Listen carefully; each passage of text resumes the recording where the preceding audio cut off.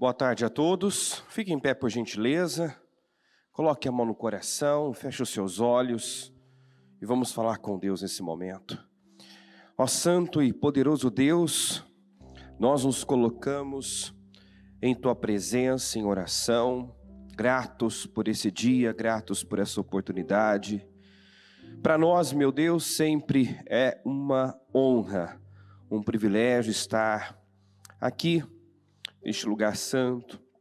Para mim, nesse altar, é um privilégio, é uma honra, meu Deus, porque eu sei que nós estamos no melhor lugar do mundo e fazendo a melhor coisa que poderíamos estar fazendo.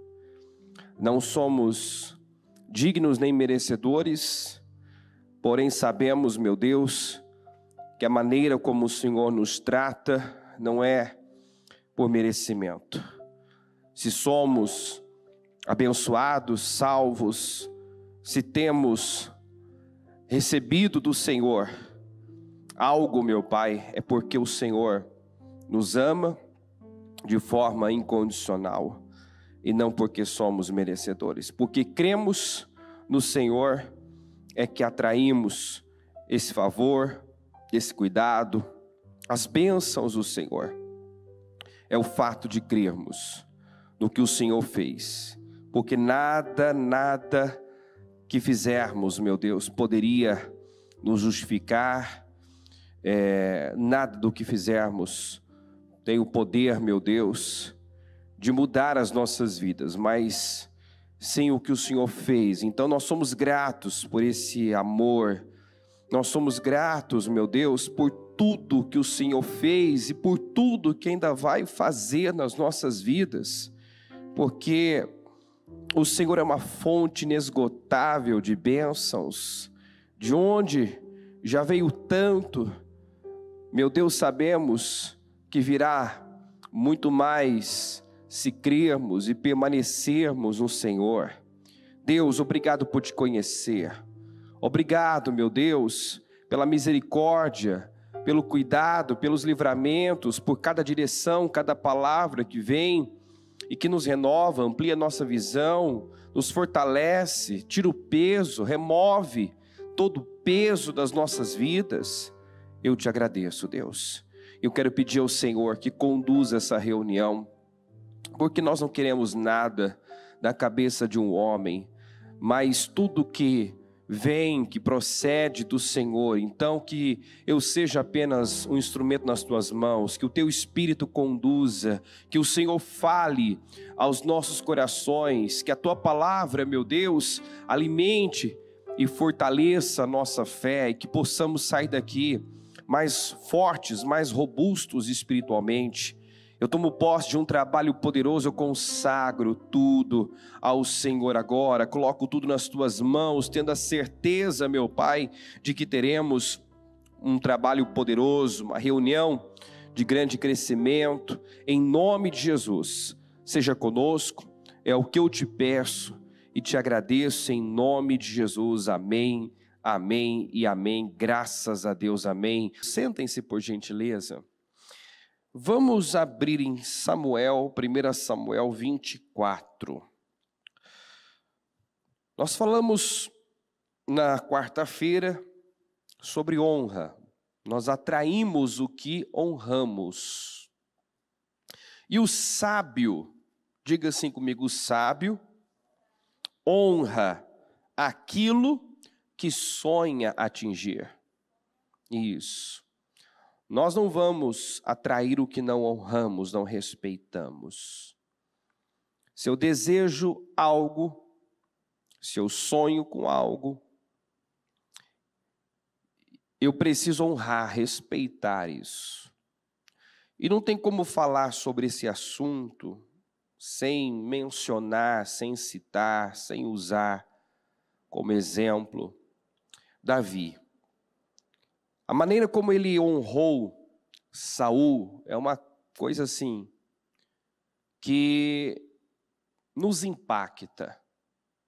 A maneira como esse homem reverenciou e honrou aquele que, embora estivesse numa posição né, na condição de rei, que deveria agir com justiça, que deveria ser um exemplo para a nação, um modelo para os próximos que se sentariam no trono, foi o oposto disso. Diferente do que nós vemos, né? É muito comum quando alguém que está no poder age de forma ilícita, revela-se uma pessoa sem caráter.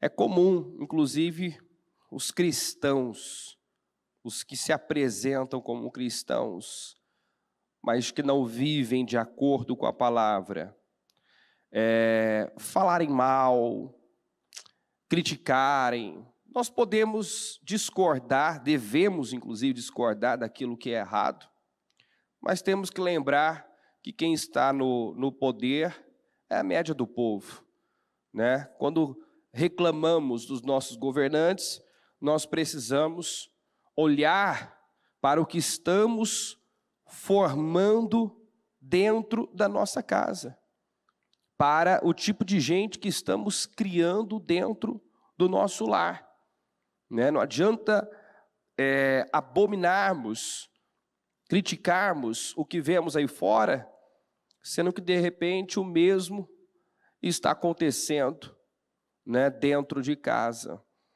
Então tudo começa dentro de casa, né? O sujeito que hoje rouba milhões não foi corrigido quando levou para casa o lápis do amiguinho, né? É só um lápis, é só uma borracha, enfim.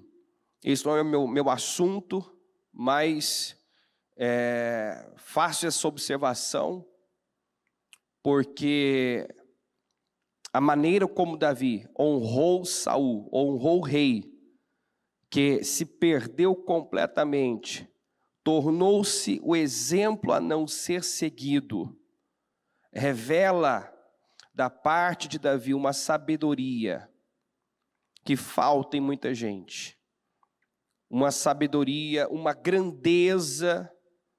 Por isso que ele fala, né? Deus pode tornar grande e forte qualquer pessoa, porque ele era o último da fila, o menor dos menores, insignificante aos olhos, improvável, mas Deus viu dentro dele o que não viu em nenhum outro. Deus encontrou uma grandeza, um coração segundo o seu coração, e Deus sempre escolhe, promove, exalta, abençoa uma pessoa pelo seu coração. Definitivamente nós temos que ser maiores por dentro do que por fora, porque é o que está dentro de nós que vai determinar o resultado que teremos aqui fora. Se formos pequenininhos, medíocres, miseráveis por dentro, jamais seremos grandes e fortes aqui fora. Então eu preciso ser grande dentro, e as atitudes que eu vou mostrar aqui do Davi, as atitudes que ele teve com Saul, mostram o quanto esse homem era grande por dentro. E a sabedoria de honrar aquilo que ele não somente sonhava, mas Deus já havia, né, através da unção que ele recebeu, deixado claro que era o que estava determinado para o seu futuro. Então, Deus tinha o trono para Davi. Era propósito de Deus, era vontade de Deus que Davi reinasse Israel. Mas nós sabemos que a vontade de Deus não determina tudo, né? Ele respeita as nossas escolhas, ele respeita as nossas decisões, ele respeita o nosso livre-arbítrio. Deus quer que todos sejam plenos, Deus quer que todos sejam bem-sucedidos, Deus quer que todos vivam a vida que sonham, que desejam viver, mas ele respeita as escolhas que nós fazemos, as decisões que nós tomamos. Então, no final das contas, nós vamos ter o que nós plantamos, nós vamos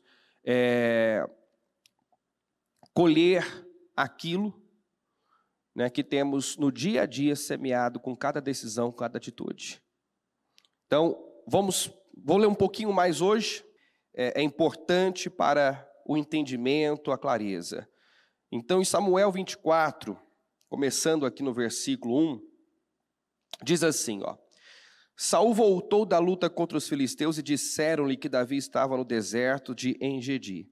Então Saul tomou 3.000 dos seus melhores soldados de todo Israel e partiu à procura de Davi e seus homens, perto dos rochedos dos bodes selvagens.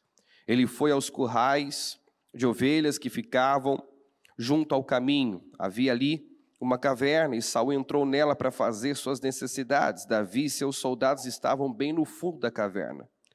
Eles disseram: Este é o dia sobre o qual o Senhor lhe falou. Entregarei nas suas mãos o seu inimigo para que você faça com ele o que quiser. Então Davi foi com muito cuidado e cortou uma ponta do manto de Saul, sem que este percebesse. Mas Davi sentiu bater-lhe o coração de remorso, por ter cortado uma ponta do manto de Saul. E então disse aos seus soldados: Que o Senhor me livre de fazer tal coisa a meu senhor, de erguer a mão contra ele, pois é o ungido do Senhor. Com essas palavras, Davi repreendeu os soldados e não permitiu que atacassem Saul. E este saiu da caverna e seguiu seu caminho. Eu paro aqui um momento só para destacar a sensibilidade que nós devemos pedir a Deus. Ele não fez mal algum ao Saul. Ele cortou, como disse, a ponta do manto, sem que ele percebesse. Não feriu, não lhe causou um arranhão sequer. Mas aquela pequena atitude, o pedacinho de manto que ele cortou, ele já sentiu, como diz aqui, bater-lhe o coração de remorso. Ou na Almeida diz: depois o coração doeu a Davi.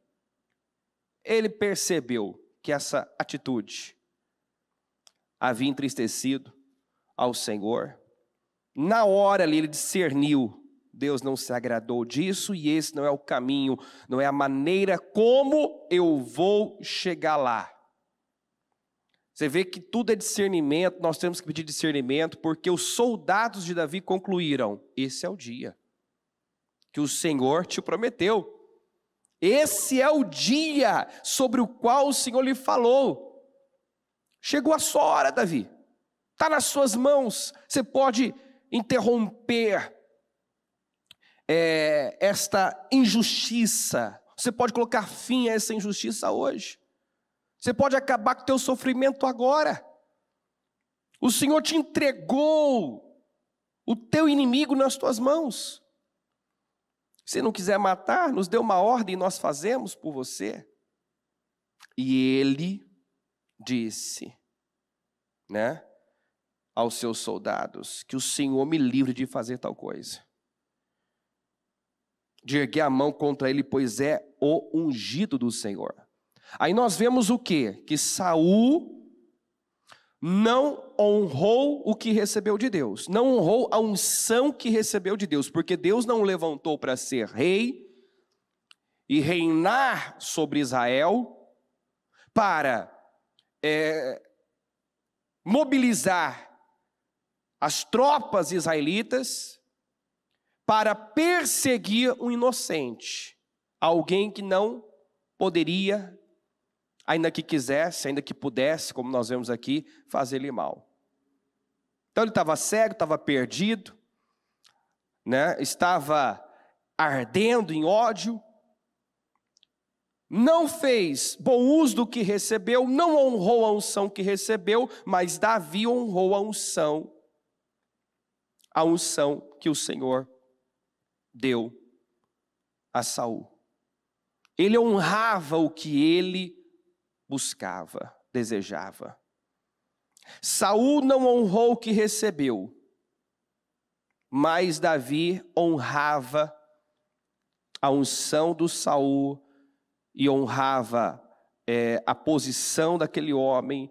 Na verdade, assim, ele tratou Saul, ele deu a Saul o que ele gostaria de receber, né? Nós todos queremos receber misericórdia, nós queremos ser bem tratados, nós queremos honra, mas muitas vezes não honramos, não tratamos as pessoas, Deus, enfim, abre o leque.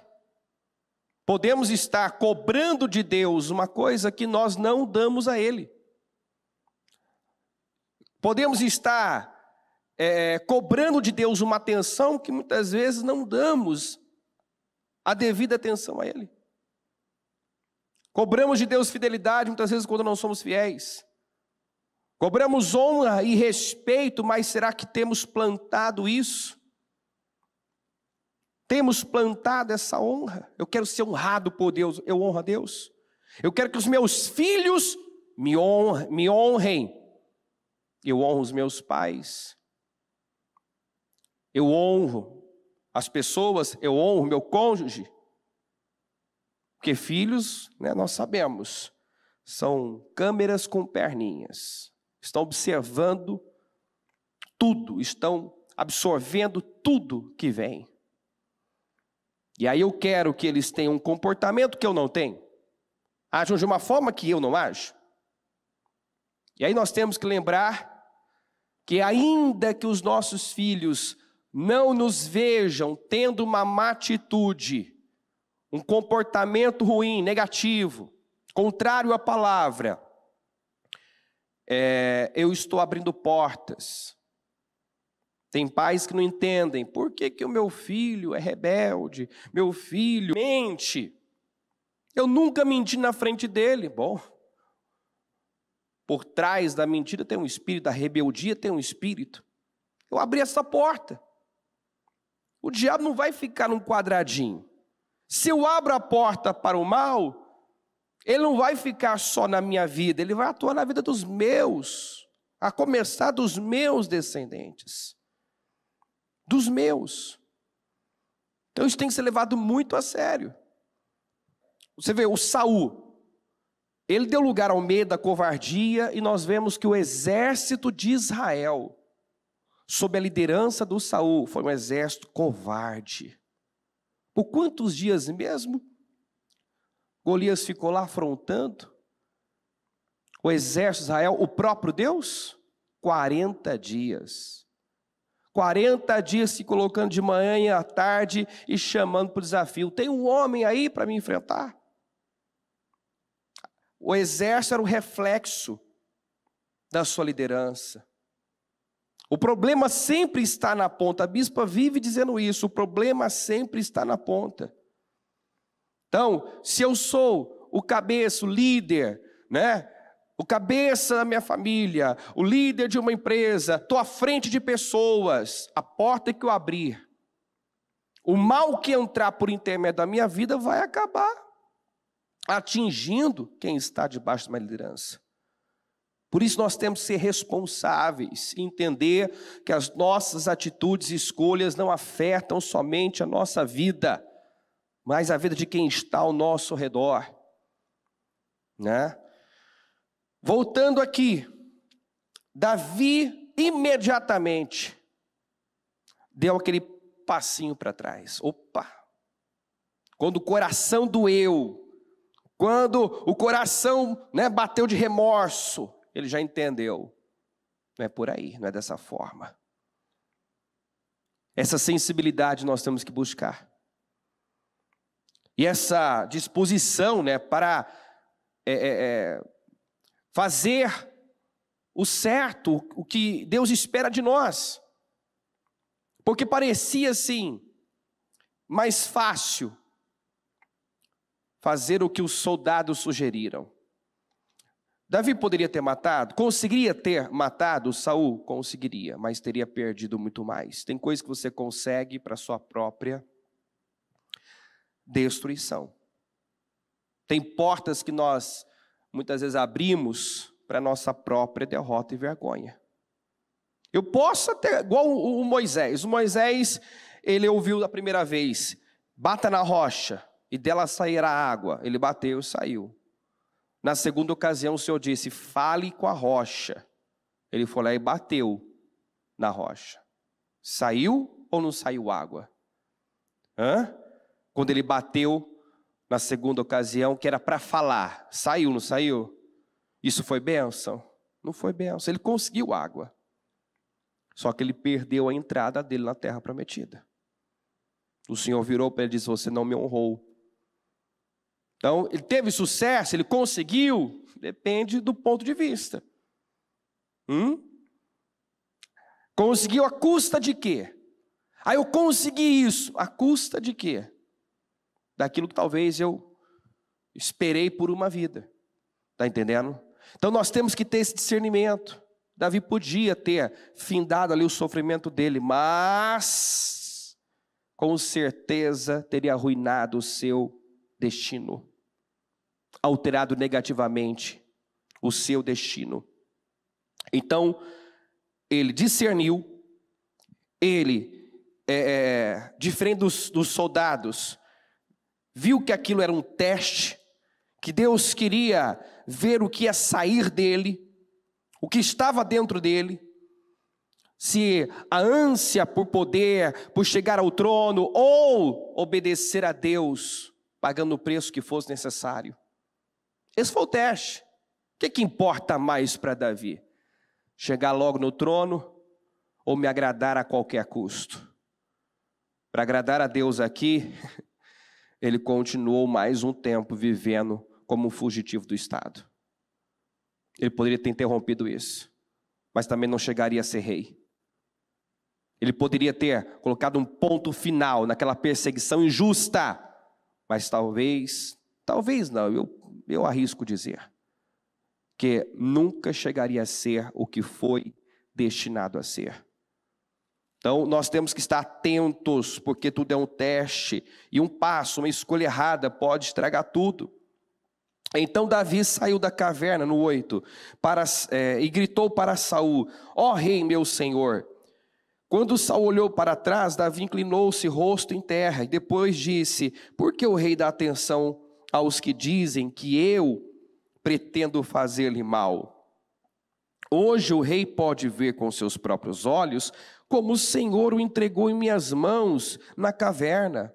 Alguns insistiram que eu o matasse, mas eu o poupei, pois disse, não erguerei a mão contra o meu Senhor, pois ele é ungido do Senhor. Olha, meu pai, olha para esse pedaço de teu manto em minha mão. Cortei a ponta de teu manto, mas não te matei. Agora entende e reconhece que não sou culpado de fazer-te mal, ou de rebelar-me. O que ele estava dizendo? Eu não sou o teu problema. Você fez de mim seu inimigo, mas eu não sou seu inimigo, eu não sou o seu problema. E é lamentável isso, né? Quando você não é problema de alguém, mas alguém decidiu te ver assim. O que fazer? Né? Eu não sou o teu problema. Eu não sou o teu problema. Quem era o problema do Saul? Quem arruinou com o Saul? Ele mesmo, suas emoções, a falta de domínio sobre seus impulsos, suas emoções, seus sentimentos. Foi isso. Foi isso que estragou com a vida desse homem, que foi o primeiro rei levantado para ser modelo, exemplo, referência, para ser o que Davi foi no lugar dele. Davi, quando se fala de um rei em Israel, apesar de Salomão ter, excedido, em glória, em riqueza, quando se fala de um rei, primeiro nome que vem, o rei mais honrado, mais respeitado é Davi. E você vai ver que é porque ele plantou essa honra. Ele plantou, e o custo foi alto. Ele plantou a honra que ele hoje, recebe, que ele recebeu e até hoje é honrado. Olha, meu pai, para esse pedaço cortei a ponta do teu manto, mas não te matei. Agora entende e reconhece, não sou culpado de fazer-te mal. ou de rebelar-me. Não te fiz mal algum, embora estejas à procura para tirar minha vida. O Senhor julga entre mim e ti. Vingue ele os males que tem feito contra mim, mas não levantarei a mão contra ti. Como diz o provérbio antigo, dos ímpios vêm coisas ímpias. Por isso, não levantarei a minha mão contra ti. O que ele estava dizendo? Se eu fosse o ímpio, eu não teria perdido a chance. Se eu não temesse a Deus, Saul, sua cabeça já tinha rolado. Eu teria retribuído o mal com o mal. Porque o que esperar de um ímpio, né? Vai cobrar a vida de quem está morto? Justiça? Vai esperar justiça, lealdade, fidelidade de alguém que não teme a Deus? Não. Mas eu não sou ímpio. Eu temo a Deus. De ímpio vem coisa ímpia. Ele estava dizendo assim para Saul: você sabe o que esperar de mim, Saul. Eu não sou ímpio, eu temo a Deus. Você sabe o que esperar de mim. Contra quem saiu o rei de Israel? A quem está perseguindo? A um cão morto? A uma pulga? Aquilo não se diminui, ele apenas dá esse exemplo do que ele representava perante a força, o poder que Saul tinha. Saul era o rei, Saul tinha o exército. Comparado a Saul, humanamente falando, ele era uma pulga, não era nada. Mas para mostrar, né, que a diferença sempre é Deus, quem faz é Deus. Você pode ser o menor, mas se Deus está com você, se Deus está do teu lado, você sobressai. Você não perde, não é envergonhado, você é protegido. O Senhor seja o juiz e nos julgue, considere Ele a minha causa e a sustente, que Ele me julgue, livrando-me de tuas mãos. Tendo Davi falado todas essas palavras, Saul perguntou: é você, meu filho Davi? E chorou em alta voz. Você é mais justo do que eu, disse a Davi. Você me tratou bem, mas eu o tratei mal. Você acabou de mostrar o bem que me tem feito. O Senhor me entregou em suas mãos, mas você não me matou. Quando um homem encontra um inimigo e o deixa ir sem fazer-lhe mal, o Senhor o recompense com bem, pelo modo como você me tratou hoje. Agora tenho certeza de que você será rei e de que o reino de Israel será firmado em suas mãos. Portanto, jure-me pelo Senhor que você não eliminará meus descendentes, nem fará meu nome desaparecer da família de meu pai. Então Davi fez seu juramento a Saul, e este voltou para casa, mas Davi e seus soldados voltaram para a fortaleza. Aí você pensa, né? Agora a ficha caiu, a mente se abriu, né? Agora mudou, só que não. Né? Saul tinha esses momentos aí de lucidez, demonstrava ali um arrependimento falso, mentiroso, uma falsa humildade. Esse foi o problema do Saul. Ele não se arrependia, ele não era sincero, né? As suas palavras não condiziam com o que estava no seu coração, e Deus sonda coração, esquadrinha a mente, sonda coração, e sempre pesa muito mais a atitude que temos no coração, o que Ele encontra no nosso coração. Então você vê ele falando aqui, né? Puxa, se arrependeu, mudou, é outra pessoa agora. Mas não. Passou aquele momento, lá estava o Saul se mobilizando o exército novamente para perseguir esse homem. Porque o diabo, você tem que tomar cuidado com o que entra na sua cabeça, com o que desce ao seu coração, porque você pode nunca mais se recuperar. Por isso que a Bíblia diz: guarda o teu coração acima de tudo. Combata o mal no início. Porque tem gente que quando algo toma o coração, acabou. Toma a vida da pessoa. Né? E aquilo passa a se tornar o seu propósito, a razão de existência. Você vê que Saul não vivia para outra coisa a não ser perseguir Davi, matar o Davi. Tinha que estar lutando contra os filisteus, tinha inimigos de verdade, mas estava lá com aquela obsessão de matar o Davi. E é interessante, né, que o Davi deixa claro: eu não sou ímpio. Você sabe o que esperar de mim? De ímpio vem coisa ímpia. Eu não sou ímpio. Eu jamais ousaria tocar em você. Agora você vê o Saul dizendo: quem é que trata um inimigo assim? Quem é que, quando um homem encontra um inimigo, e o deixa aí sem fazer mal? O que ele estava dizendo? Davi, se a gente tivesse, né, em lugares diferentes, a tua cabeça tinha rolado. Se Deus tivesse me dado assim, você nas minhas mãos, como Ele me deu nas suas mãos, você não estaria mais respirando, não. Então, lamentável isso, né? Lamentável. Tem gente que se assemelha mais ao Saul do que a Davi. Tem gente que tem, assim, a oportunidade de fazer o bem, mas opta por fazer o mal, de ser misericordioso, mas prefere executar juízo. Já Davi viveu no tempo da lei, mas entendia muito bem sobre graça. Graça é quando você recebe, né, o que não merece. E misericórdia é quando você não recebe o que merece. Então, Davi já entendia sobre graça e sobre misericórdia.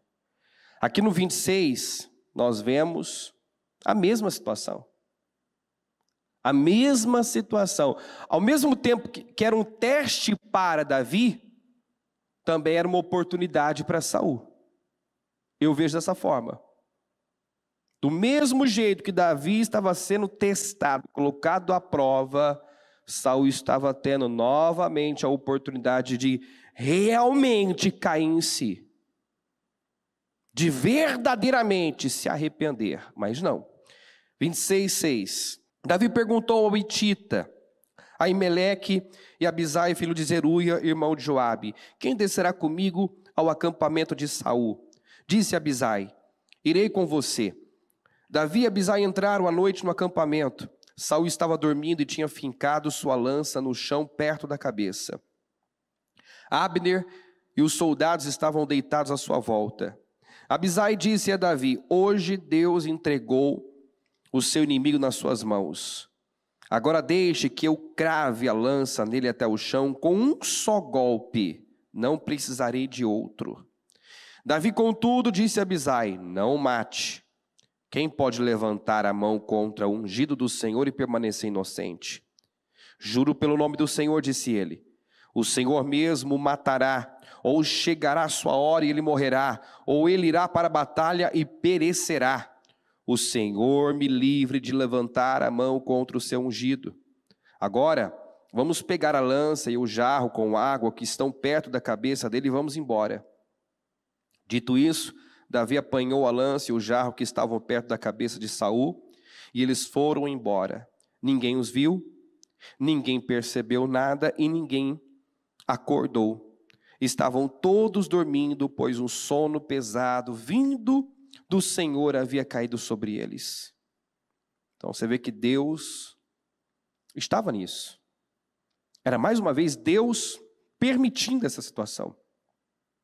Então Davi foi para o outro lado e colocou-se no topo da colina, ao longe, a uma boa distância deles, e gritou para o exército e para Abner, filho de Ner: você não vai me responder, Abner?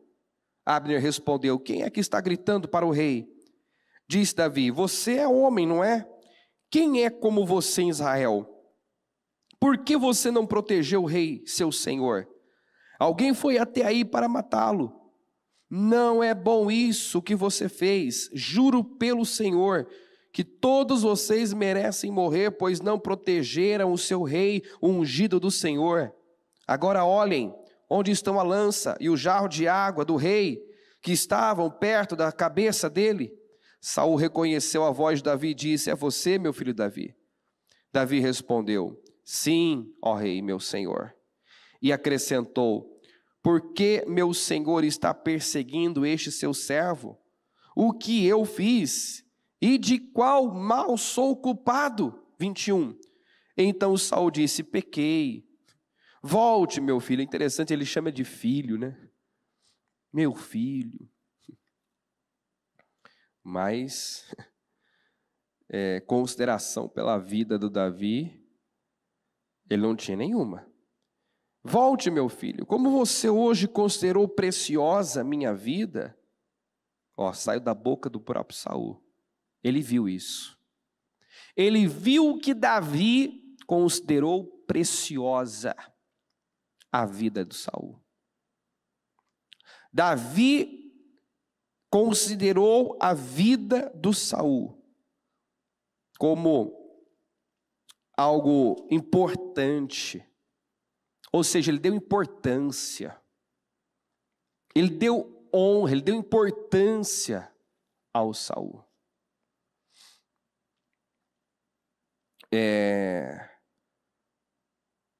Como você hoje considerou preciosa a minha vida, não lhe farei mal de novo. Tenho agido como um tolo e cometi um grande erro. Respondeu Davi: aqui está a lança do rei. Venham dos seus servos pegá-la. O Senhor recompensa a justiça e a fidelidade de cada um. Ele te entregou nas minhas mãos hoje, mas eu não levantaria a mão contra o ungido do Senhor. Assim como eu hoje considerei a tua vida de grande valor, que o Senhor também considere a minha vida e me livre de toda a angústia. Quer dizer, não estava fácil viver a vida como Davi vinha vivendo. Não estava fácil, ele teve 2 vezes a oportunidade de interromper aquele sofrimento e não fez. Então Saul disse a Davi: seja você abençoado, meu filho, você fará muitas coisas e em tudo será bem-sucedido. Assim, Davi seguiu o seu caminho e Saul voltou para casa. Eu só vou ler o 27:1, né? Eu não estava programado, mas se puder colocar aí o 27:1, que eu acho bem interessante. Davi, contudo, pensou: algum dia serei morto por Saul. É melhor eu fugir para a terra dos filisteus. Quer dizer, Davi já conhecia bem o Saul. Parece aqui, né, pequei, né, cometi um grande erro, pequei. Mas terminou o assunto ali, o diálogo ali, ele já pensou: quer saber? Qualquer hora eu vou acabar caindo nas mãos, deixa eu ir para uma terra onde ele não vai me procurar. Ou seja, ele sabia que não era verdadeiro aquele arrependimento, não era sincero, não era verdadeiro. E esse foi o mal do Saul. Porque se você comparar Saul e Davi, o problema do Saul foi a insistência no erro, a permanência no erro. Porque Davi cometeu erros até assim mais graves talvez, mas de todos se arrependeu. Errou muito, mas uma vez cada erro. E seus erros não eram do coração. Ou seja, ele não tinha prazer. Foram erros que aconteceram no momento de ociosidade, de distração, falta de foco. Mas quando ele caía em si, ele via besteira, ele se arrependia. Então o problema não é errar. O problema é você permanecer no erro, ter prazer no erro, ser um praticante da iniquidade. Porque errar, todo mundo erra. Todos nós erramos. E não são os nossos erros que, claro, né, o salário do pecado é a morte, tudo tem consequência, mas erros involuntários não definem a nossa vida. Agora, a prática, a insistência no erro podem estragar todo o plano de Deus com você, como estragou o de Saul. Então, cuidado com isso. Meu foco tanto não é esse, mas são pontos que nós não podemos deixar aqui de destacar. O que eu quero mostrar a você é o coração do Davi. como ele honrou um homem que fez da vida dele um inferno, como ele retribuiu com o bem o mal que ele recebeu. E nós temos que aprender isso. A Bíblia diz que nós devemos tirar o bem do mal e não permitir que o mal tire o bem de nós. Amém, gente? Nós temos que vencer o mal com o bem. Tira o bem do mal. Né? Aconteceu uma injustiça, fui enganado, fui traído, estou vivendo uma situação difícil. Tira o bem disso. Encare como um teste, dê uma boa resposta, uma resposta positiva. Você tem tudo para murmurar, reclamar, desistir, chutar o balde, abrir mão de tudo.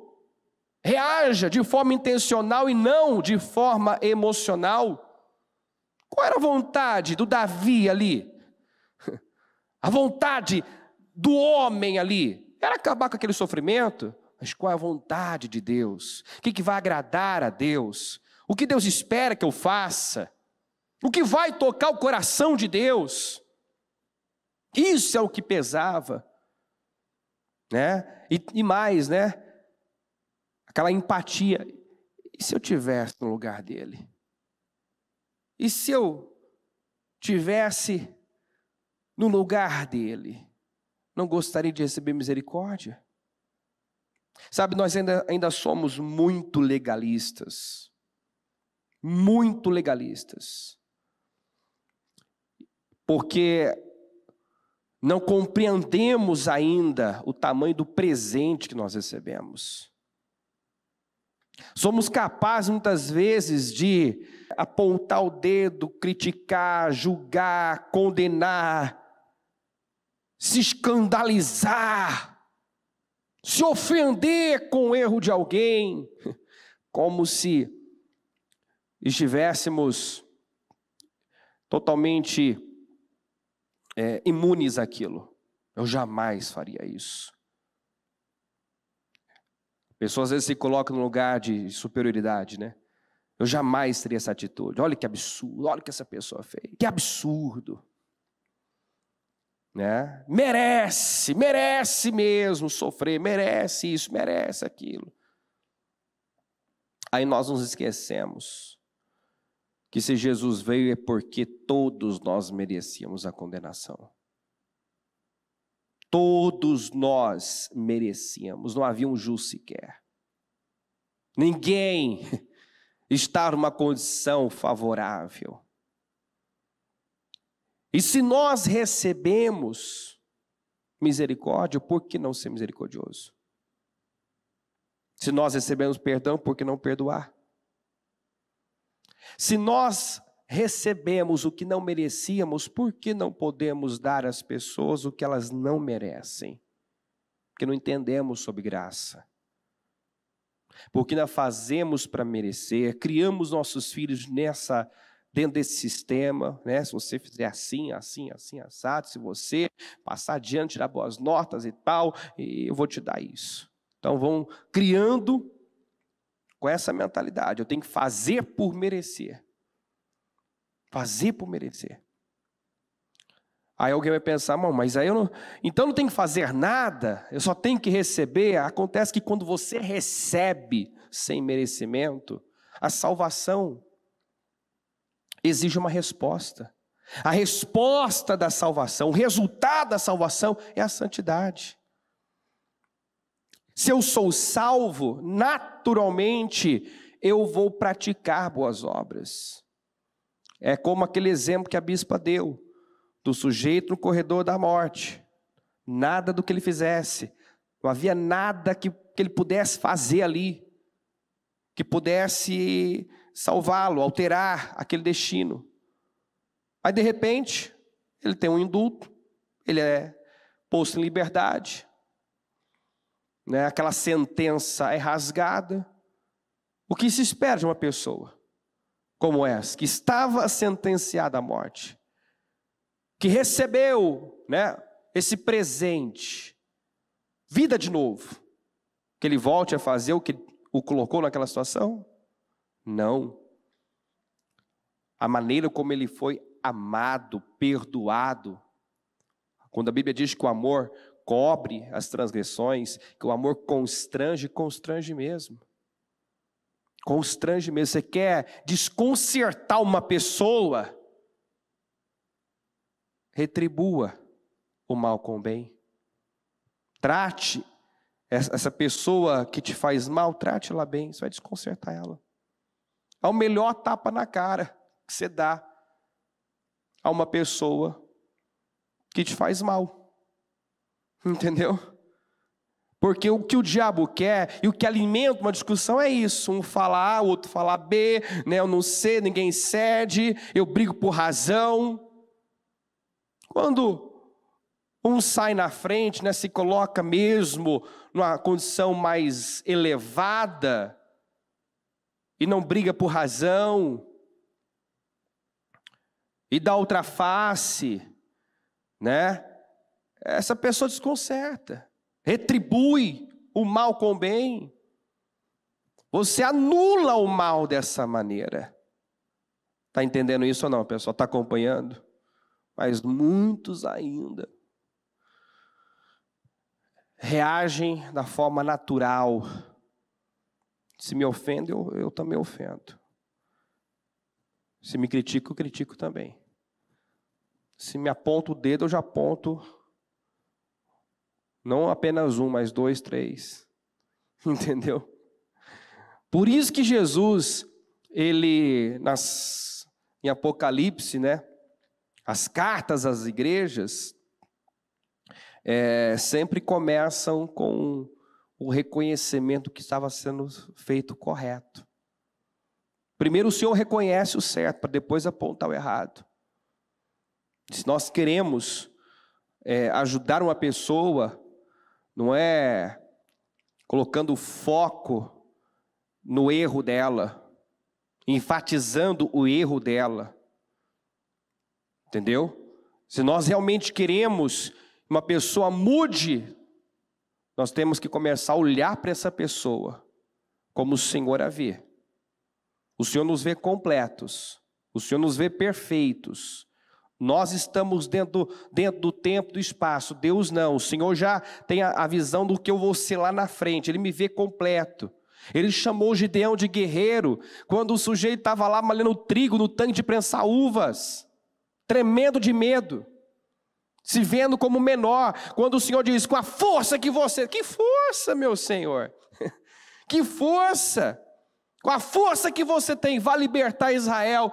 Quem sou eu? Sou menor, da família mais pobre. Que força? Ele não tinha noção do guerreiro que ele era, do poderoso guerreiro que ele era, do potencial que ele tinha. Ele se via de um jeito, Deus o via de outro. Então, se nós queremos ser o que o Senhor nos predestinou a ser, temos que começar a olhar para nós mesmos como Deus nos vê. Se nós queremos ajudar uma pessoa, nós temos que começar a olhar para essa pessoa como Deus a vê. E muitas vezes só olhamos como ela é no momento. Entendeu? E como talvez o que ela não é agradável, ao invés de termos uma atitude de fé para com aquela pessoa, apontamos o dedo, criticamos, condenamos, desprezamos. Quem está acompanhando, pessoal? Então, nós temos que aprender a olhar para nós, olhar para as pessoas como Deus as vê, de forma espiritual.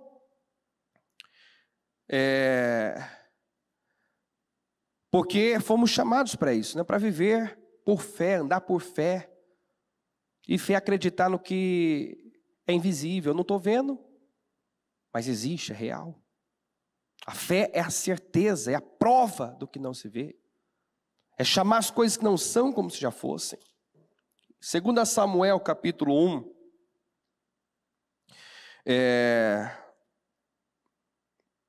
Vamos começar aqui do 4. Diz assim, disse Davi, conte-me o que aconteceu. O homem contou, o nosso exército fugiu da batalha e muitos morreram. Saul e Jonatas também estão mortos. Então Davi perguntou ao jovem que lhe trouxe as notícias, como você sabe que Saul e Jonatas estão mortos?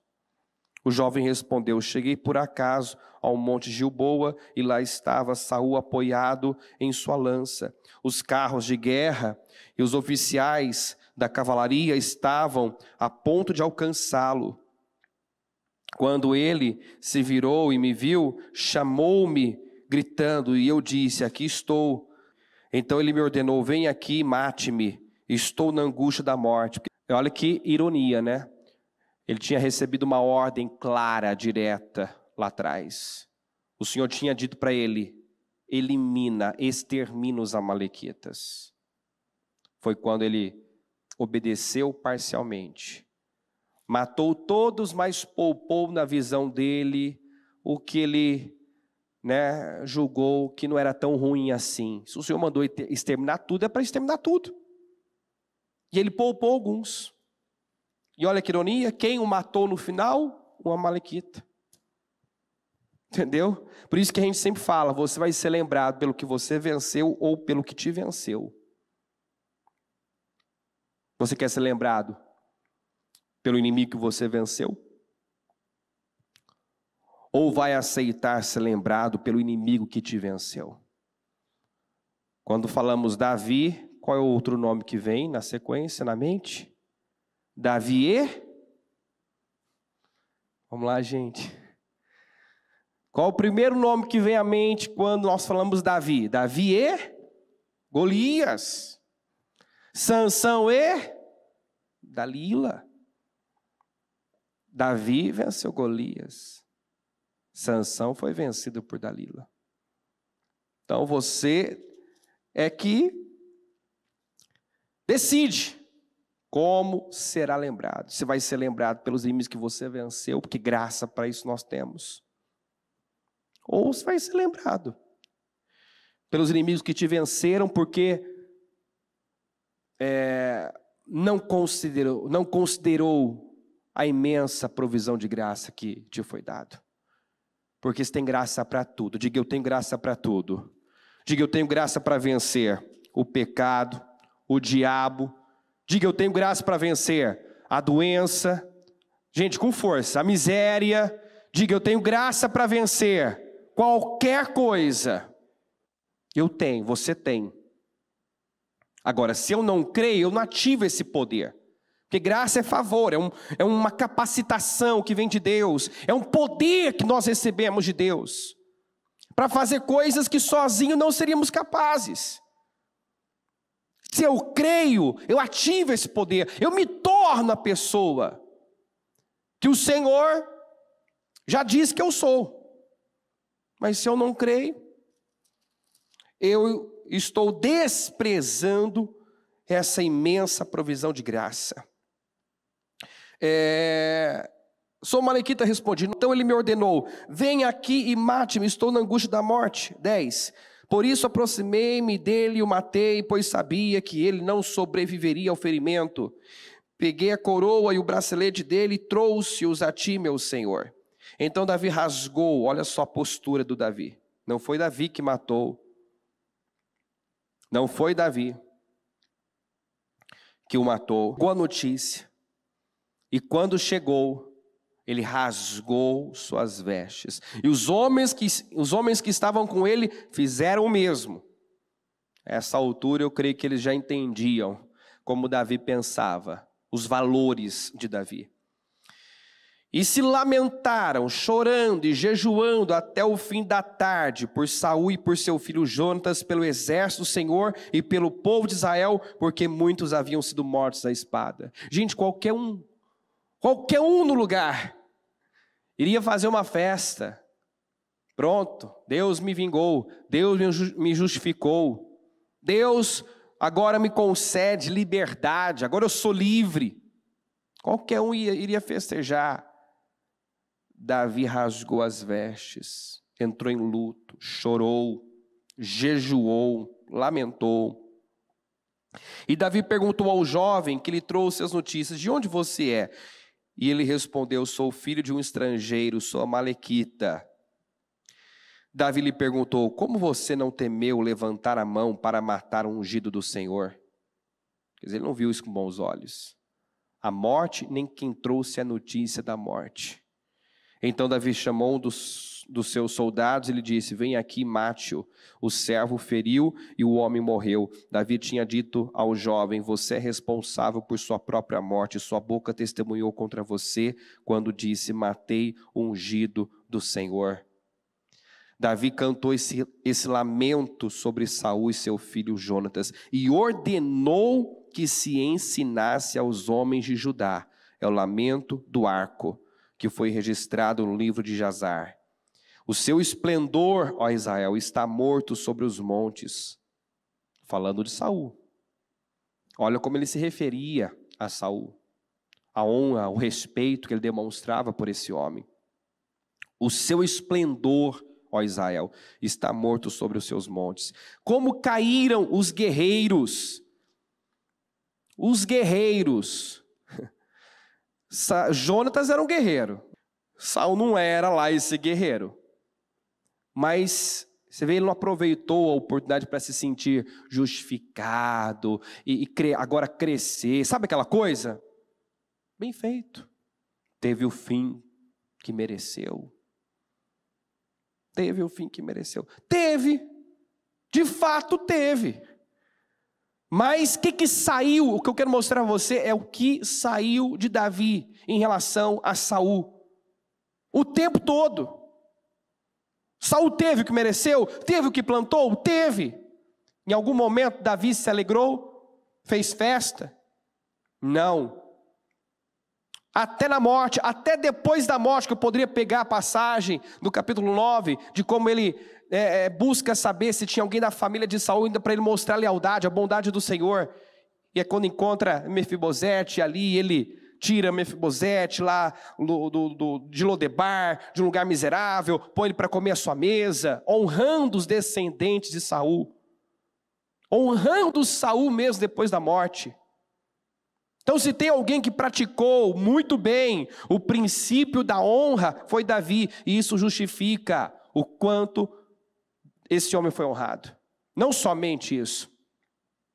Não somente isso. Mas está aqui, é indiscutível. Você atrai o que você honra. Davi foi tão honrado. Mas tão honrado, e não foi por acaso. Não foi de graça. Foi honrando, plantando honra. Olha só, ouvinte, não conte isso em Gate, não proclame nas ruas de Ascalon. Nós não vamos festejar, nós não vamos espalhar essa notícia. Nós não vamos celebrar a morte do Saul. Não conte isso, não proclame, para que não se alegrem as filhas dos filisteus, nem exultem as filhas dos incircuncisos. Aqui no 23, Saul e Jonatas, muito amados, nem na vida nem na morte foram separados, eram mais ágeis que as águias, mais fortes que os leões. Ele ainda enaltece, exalta, elogia Saul. Mais forte, Saul tornou-se símbolo de fraqueza. Saul tornou-se símbolo de covardia. Aí ele vem e diz que ele era ágil, eles eram ágeis como águias, fortes como leões. Está entendendo o que eu quero dizer? Sim ou não, pessoal? Falar que uma pessoa falar o que você está vendo, é uma atitude natural. Olhar para alguém, né, que está tendo uma má atitude e falar mal, criticar, falar o que você está vendo, é o que qualquer um faria. Agora, o Senhor estava vendo lá o Gideão, intimidado, né? Impotente, se vendo impotente diante da situação, mas virou para ele e disse: o Senhor está contigo, poderoso guerreiro. Com a força que você tem, vai libertar Israel. É assim que eu te vejo. Para mim é isso que você é. Para mim, você não é o que você pensa acerca de você mesmo. Você não é como você. Para mim, você não é o que você vê em você. Para mim, você é muito mais. Gente, Deus está o tempo todo dizendo: você é melhor que isso. Você pode mais do que isso. Diga isso: eu sou melhor do que isso. Diga: eu posso mais. Você precisa crer nisso. Você é muito melhor e pode muito mais do que tem sido, do que tem feito. Você pode ser em tudo, em todas as áreas, muito superior. Melhor pai, melhor marido, melhor esposa, melhor mãe, melhor filho, melhor servo, melhor patrão. Você pode ser muito melhor. Melhor, um ser humano melhor do que tem sido. Mais humano, mais generoso, mais misericordioso, mais tolerante. Você pode representar Jesus bem melhor do que tem representado. Sendo um sinônimo, não de covardia, mentira. Como é triste associar alguém, né? Ah, é um mentiroso. Ah, o fulano, caloteiro, mentiroso. Ah, o fulano, não tem palavra. Ah, o fulano, indisciplinado. Não é triste isso? Um cristão ter esses adjetivos, mentiroso, caloteiro, não. Deus nos chama para sermos como Cristo, para atingirmos a estatura do varão perfeito, para nos tornarmos cada vez mais semelhantes a Ele, para sermos referência de fé, força, integridade, lealdade, justiça, bondade, misericórdia, mansidão e outros atributos mais. Eu finalizo aqui, 24. Chorem por Saul, ó filha de Israel. Chorem aquele que as vestia de rubros ornamentos e suas roupas enfeitava com adornos de ouro. Como caíram os guerreiros no meio da batalha. Jonatas está morto sobre os montes de Israel. Como estou triste por você, Jonatas, meu irmão. Como eu lhe queria bem, sua amizade era para mim mais preciosa que o amor das mulheres, que era um amigo leal. Caíram os guerreiros, as armas de guerra foram destruídas. Ele homenageia Saul. Ele honra Saul. Em todos os momentos nós vemos ele demonstrando profundo respeito. Sempre se colocando como um servo, reverenciando, honrando. E isso resultou para Davi em muita honra. Você atrai aquilo que você honra. Você nunca vai atrair o que não honra, não respeita. E o sábio, ele honra aquilo que sonha atingir. Davi tinha uma promessa, Davi já tinha unção, mas sabia que para chegar lá, para ocupar o trono, ele tinha que honrar quem estava lá. Amém, gente? Fique em pé, por gentileza. Coloque a mão no coração. Feche os seus olhos por um instante.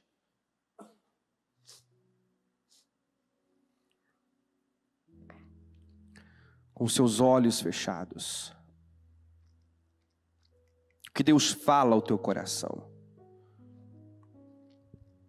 O que discerne, o que entende que Deus está falando com você, requerendo de você, direcionando você a fazer, a mudar. Volte a ouvir a palavra de quarta-feira.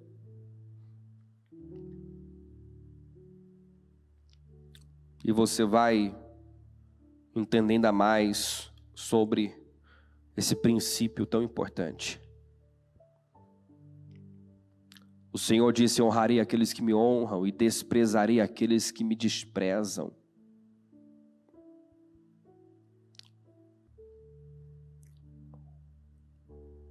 Todo mundo gosta e quer ser honrado. Honrado por Deus, honrado pelas pessoas. Respeitado. Agora eu respeito. Eu respeito a Deus. Eu me importo com o que Ele pensa. Pesa para mim o que Ele pensa, o que Ele quer, a vontade dEle. Para Davi pesou. Para Davi era só o que importava. Você vê o Saul se vendendo para agradar os soldados, indo contra Deus porque queria fazer uma média com os seus soldados, queria aprovação dos homens. Já o Davi não teve problema em botar um freio nos seus soldados. Ele disse para Saul: alguns insistiram que eu te matasse. Os soldados pediram: é um golpe só, Davi, nos dê permissão, eu só preciso de um golpe. E ele disse: não, vocês não vão tocar no ungido do Senhor. Não permitiu, se impôs, contrariou seus soldados. Por quê? Porque ele entendeu, não é o que Deus quer. Pode até ser a minha vontade, a vontade de muitos, mas não é de Deus. Eu vou ficar com a vontade de Deus. Ele honrou a Deus, ele honrou as autoridades, ele honrou o pai dele, que não dava a mínima para ele. Quantas pessoas que já se ofenderam quando foi pregado: honra teu pai, honra tua mãe. É fácil falar, você não sabe quem foi meu pai, você não sabe quem foi minha mãe, o que eu vivi, o que eu passei.